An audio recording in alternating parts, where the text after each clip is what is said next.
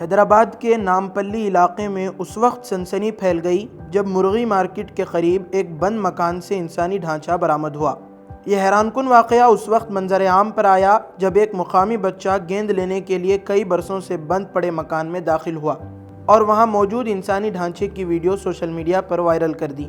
مکان house number 11-2-231 سردار medical hall کے سامنے واقع ہے اور سابق مکین منیر الدین خان کی وفات کے بعد گزشتہ 7 برسوں سے بند تھا۔ ویڈیو وائرل ہوتے ہی حبیب نگر پولیس موقع پر پہنچ گئی اور تفتیش شروع کر دی۔ لاش کو فورینسک جانچ کے لیے بھیج دیا گیا ہے تاکہ شناخت اور موت کی وجہ معلوم کی جا سکے۔ ابتدائی تحقیقات کے مطابق مکان میں زبردستی داخل ہونے کے شواہد نہیں ملے، تاہم پولیس نے فطری موت، نظر اندازی یا دیگر پہلوؤں کو خارج نہیں کیا۔ پولیس نے عوام سے اپیل کی ہے کہ افواہوں سے گریز کریں اور باضابطہ رپورٹ کا انتظار کریں۔